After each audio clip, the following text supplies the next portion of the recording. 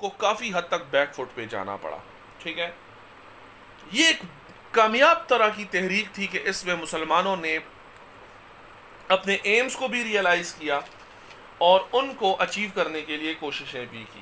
ٹھیک ہے, لیکن ٹریٹی آف سیورز کے بعد, جب ٹریٹی آف سیورز ہو گئی, اس کے بعد انہوں نے ترکی کو, یعنی مسلمانوں کی بات کو خاطر میں نہ لاتے ہوئے, ان کے احتجاج کو خاطر میں نہ لاتے ہوئے, ان کے ساتھ جو پرومسز ہوئے تھے, جینٹل مین پرومسز یا اسٹیٹ کے لیول پہ جو پرومسز ہوئے تھے, اس کو خاطر میں نہ لاتے ہوئے انہوں نے ترکی کو تقسیم کر دیا اور اس کو اپنے, جسے کہتے ہیں, جو اس کے بہت سارے ایریاز تھے ان سے ڈپرائیوڈ کر دیا.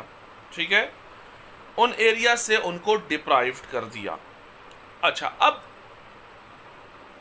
جو اہم بات تھی وہ یہ تھی کہ اس کے بعد مسلمانوں نے کیا کیا. تو مسلمانوں نے ہندوؤں کی مدد سے اور مولانا محمد علی جوہر اور مولانا شوکت علی, مولانا ظفر علی خان, مولانا ابو کلام آزاد اور مولانا حسرت روحانی, انہوں نے across the India naan cooperation movement start کر دی. نان کوآپریشن موومنٹ کا مطلب یہ ہے کہ حکومت کے ساتھ تعاون نہ کیا جائے. ٹھیک ہے, حکومت کے ساتھ تعاون نہ کیا جائے. خلافت کمیٹی, جیسے میں نے آپ کو بتایا کہ 1 اگست 1920 کو بنا دی گئی تھی اور گاندھی جی کو اس کا لیڈر, سپریم لیڈر بنا دیا گیا.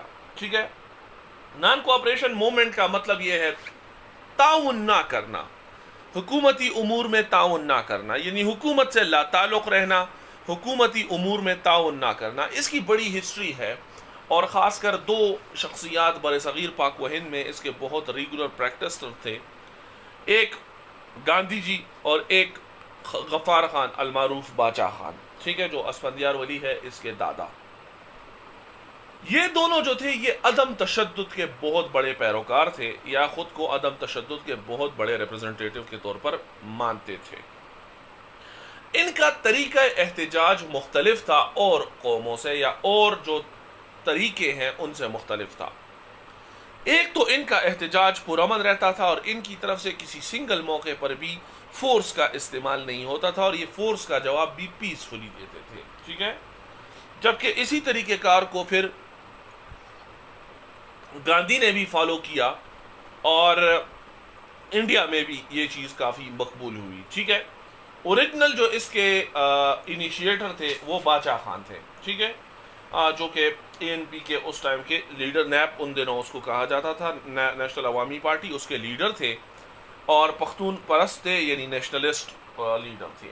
ٹھیک ہے, 1 اگست 1920 کو خلافت کمیٹی بننے کے بعد اس میں گاندھی جی جو ہیں ان کو لیڈر منتخب کیا گیا کمبائن. ٹھیک ہے, اور انہوں نے تمام اس میں 4-5 کام ایسے سٹارٹ کیے نان کوآپریشن موومنٹ کے تحت جو کہ امپورٹنٹ تھے. نمبر 1, انہوں نے بائیکاٹ شروع کر دیا کورٹس کا بائیکاٹ شروع کر دیا. ٹھیک ہے, نہ کوئی ادھر جاتا تھا, نہ اس سے فیصلے لیے جاتے تھے, نہ ان کو کوئی امپورٹنس دی جاتی تھی, اور یہ حکومتی رٹ کے لیے بہت بڑا چیلنج ثابت ہو جاتی ہے. انصاف ایسی چیز ہے, پروٹیکشن ایسی چیز ہے جو اسٹیٹ کی پرائم رسپانسبلٹیز میں آتی ہے, اہم ترین رسپانسبلٹیز میں آتی ہے. اگر پروٹیکشن نہ ہو, ٹھیک ہے, اور اسٹیٹ پروٹیکشن نہ دے سکے تو ایون اس کا وجود بھی خطرے میں پڑ جاتا ہے. لہٰذا انہوں نے کورٹس کو مکمل طور پر ایوائڈ کرنا شروع کر دیا. نمبر 2, گورنمنٹ سروسز, جو سرونٹس تھے انہوں نے اپنی سروسز سے ریزائن کر دیا, سرکاری ملازمین نے اپنے سروسز سے ریزائن کر لیا. ٹھیک ہے, نمبر 3 جو بہت امپورٹنٹ تھی وہ بات یہ تھی کہ انہوں نے اسٹوڈنٹس جو تھے آل اوور انڈیا, انہوں نے quick educational institution movement start کر دی. یعنی انسٹیٹیوشن, جو ایجوکیشنل انسٹیٹیوشن تھے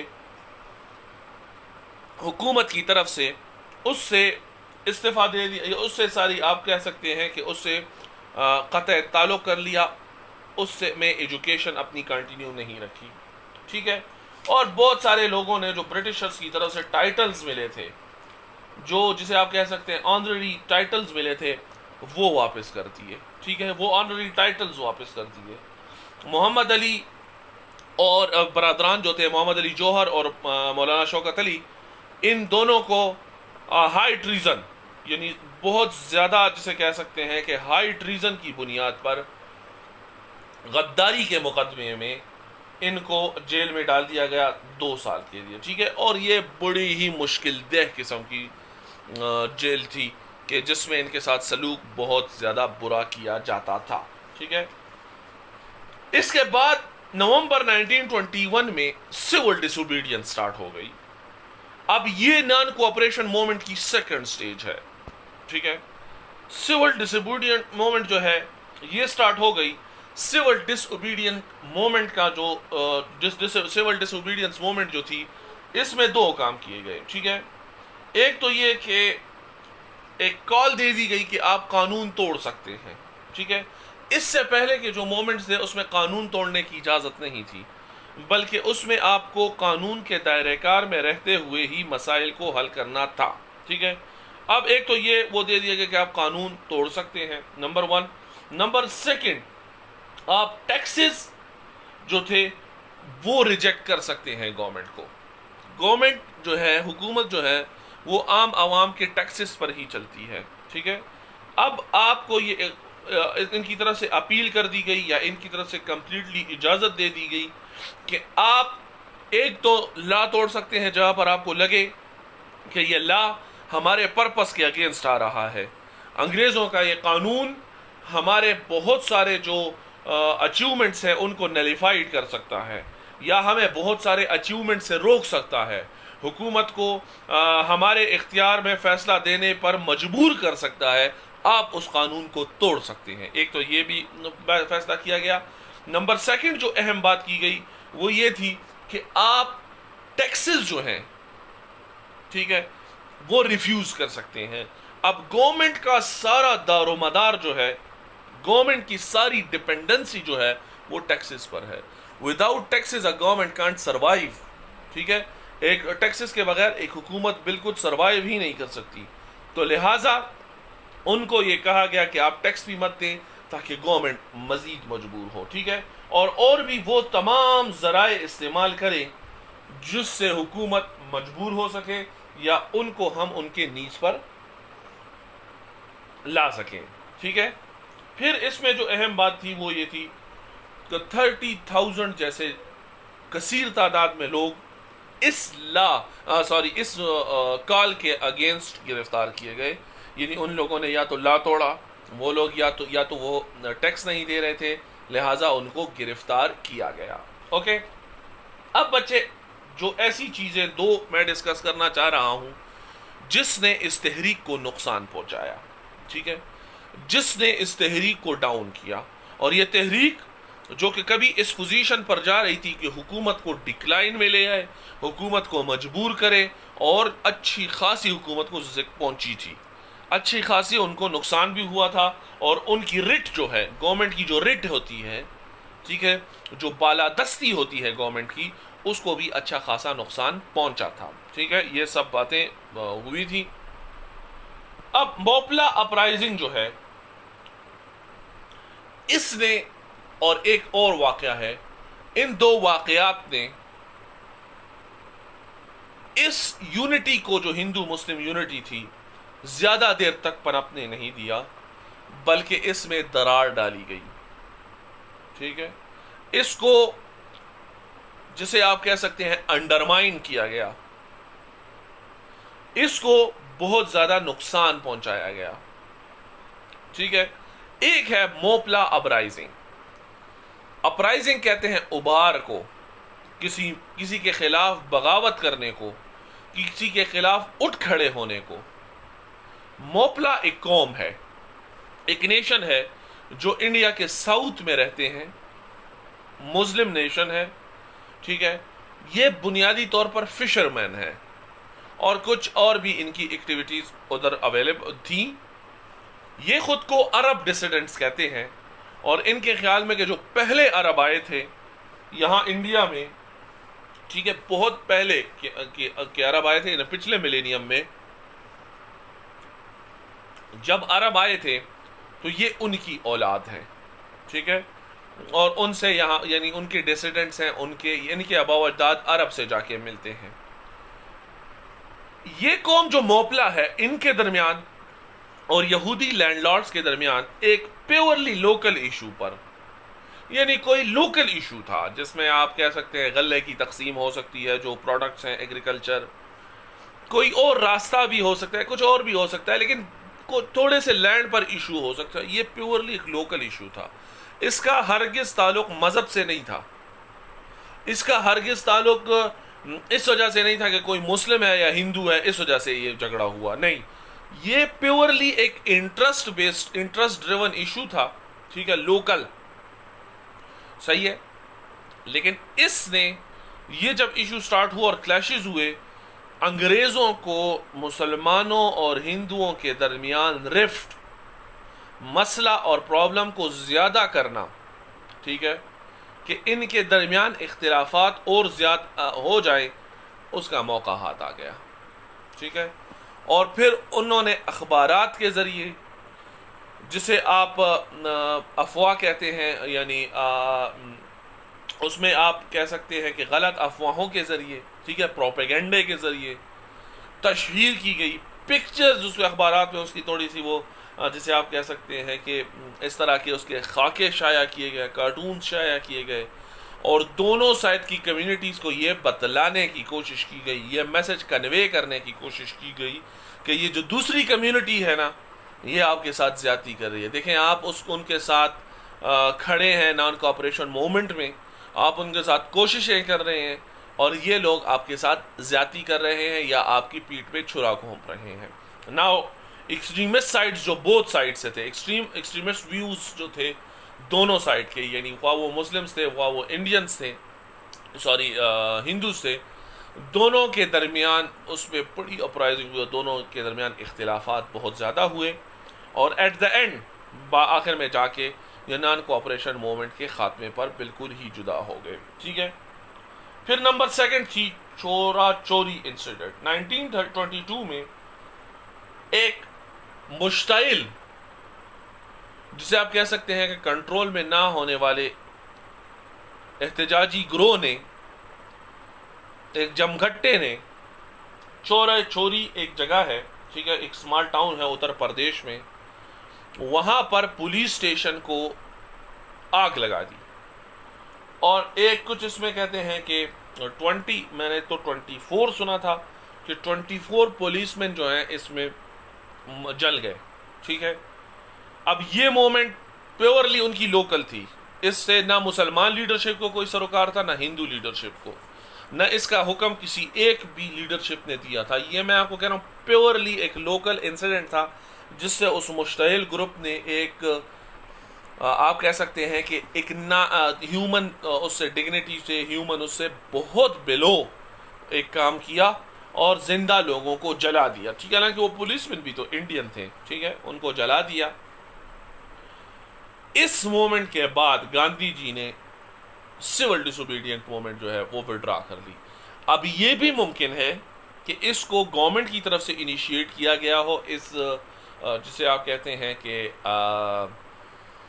جو پولیس کا یہ چورا چوری کا واقعہ ہے جس میں پولیس اسٹیشن کو جلایا گیا تھا، ہو سکتا ہے اس کو گورنمنٹ کی طرف سے انیشیٹ کیا گیا ہو، تاکہ مسلمانوں اور ہندوؤں کے درمیان جو اختلافات ہیں، اور گاندھی جو خود کو پرامن احتجاج کا بانی کہتا ہے، دائی کہتا ہے، اس کا فالوور ہے، وہ جو ہے اس سے کنارہ کشی اختیار کر لے. اور ویسے ہی ہوا.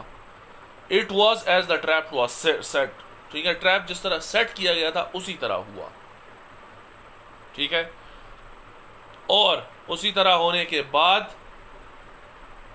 گاندھی جی نے سول ڈس اوبیڈینس موومنٹ ختم کر دی، انگریزوں کی طرف سے اس کا خیر مقدم کیا گیا. اچھا، جو سینٹرل ریئیکشن جو civil disobedient call off کر دی گاندھی جی نے، اور موومنٹ کو جو ہے اس سے بہت زیادہ نقصان پہنچا، کیونکہ انگریز تقریباً بریکنگ پوائنٹ پر آ چکے تھے، ٹھیک ہے. دے ور اباؤٹ ٹو بریک، وہ بریکنگ پوائنٹ پر آ چکے تھے. لیکن اس ڈیسیژن نے ان کو ایک نئے وینٹیلیٹر پرووائڈ کی، ایک نئے جسے آپ کہہ سکتے ہیں زندگی پرووائڈ کی، اور وہ دوبارہ فارم میں آ گئے، ٹھیک ہے. اور وہ دوبارہ انہوں نے اپنی ریٹ قائم کرنی شروع کر دی۔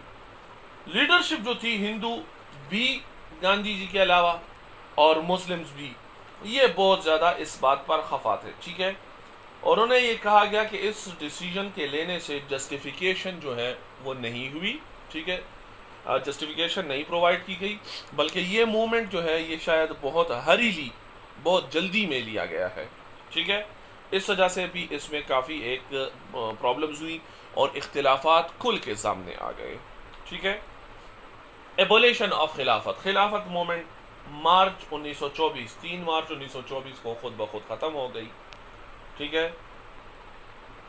اس کی وجہ یہ ہے کہ کمال اتا ترک، جنرل کمال اتا ترک جو تھے، انہوں نے خود اس میں ترکی میں سیکولرزم اپلائی کر دیا اور موومنٹ کال آف کرنے کی بات کر دی، یعنی خلافت وہاں پر وہ جو ہے جو خلافت موومنٹ تھی اس کو خود بخود ختم کر دیا، کیونکہ انہوں نے ادھر خلافت ہی ختم کر دی اور وہاں سیکولرزم لے آئے۔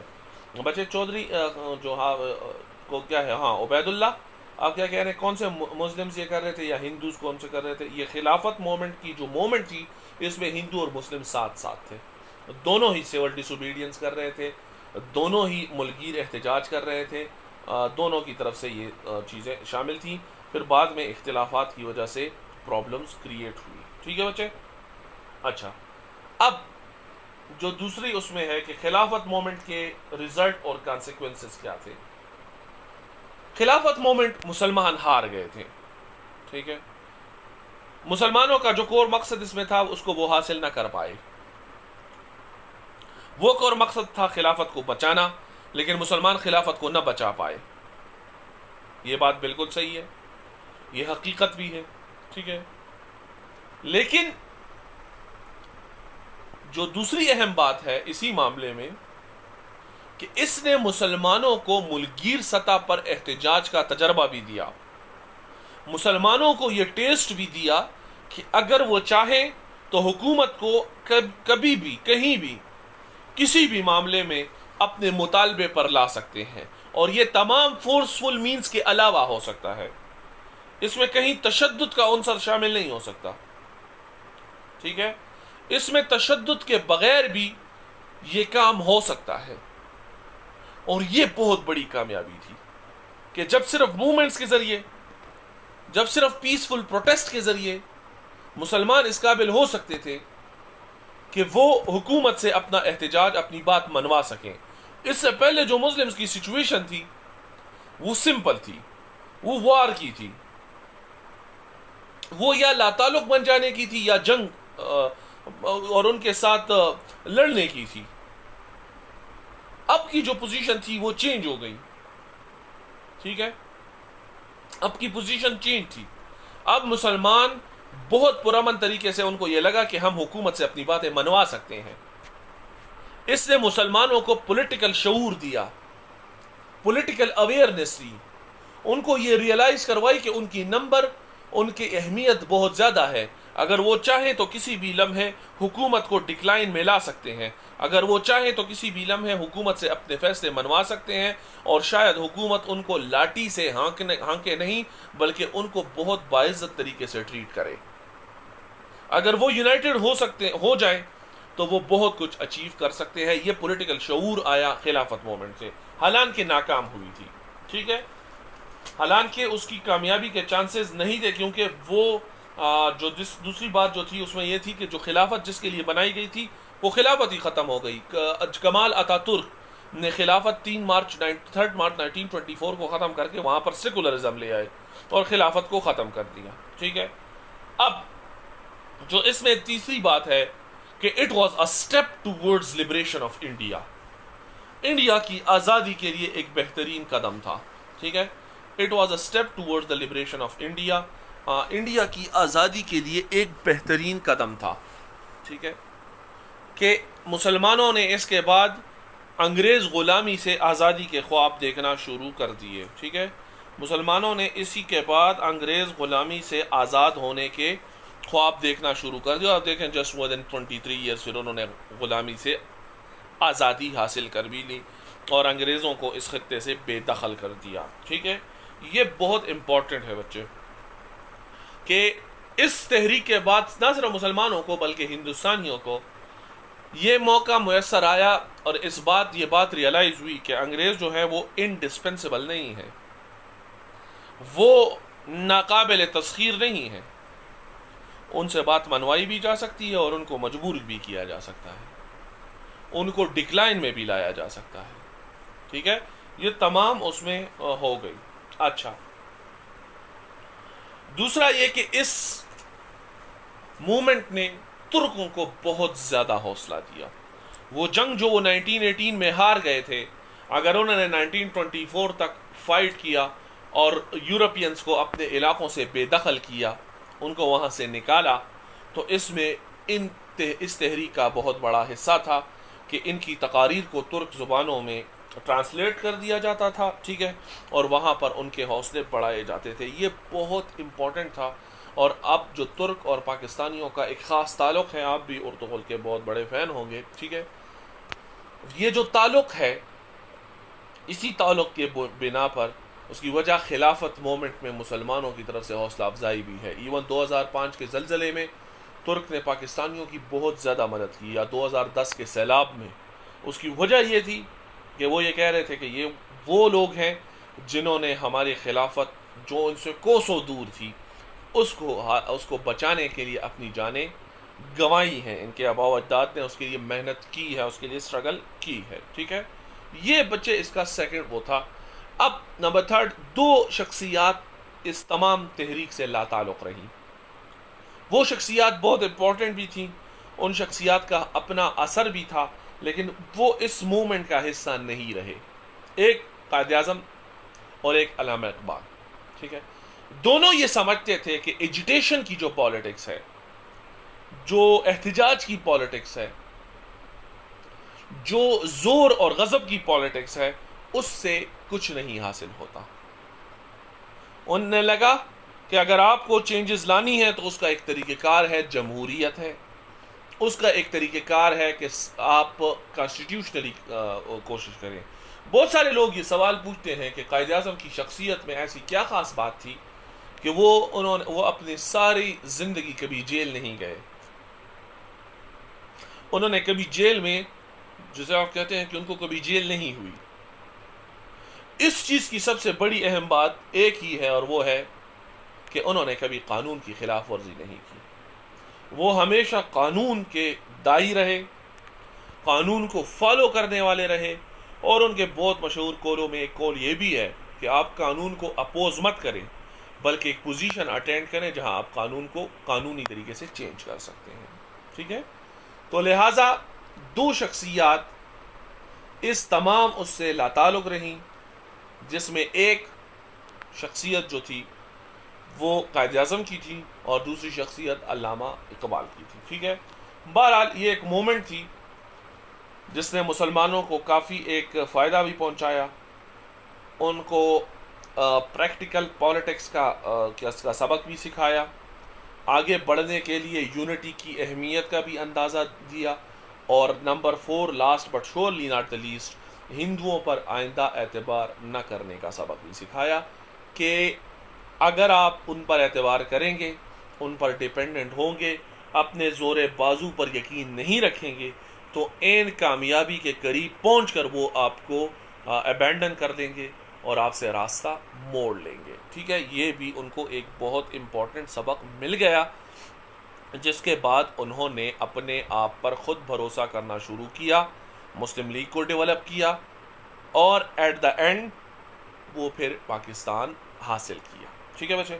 اس میں اگر کوئی کوشچن ہے بچے مجھے بتائیں، تاکہ پھر میں پاکستان ریزولوشن کی طرف جاؤں۔ کوئی اگر ہے تو ہینڈ ریز کر لے، میں اس کو انمیوٹ کر دیتا ہوں۔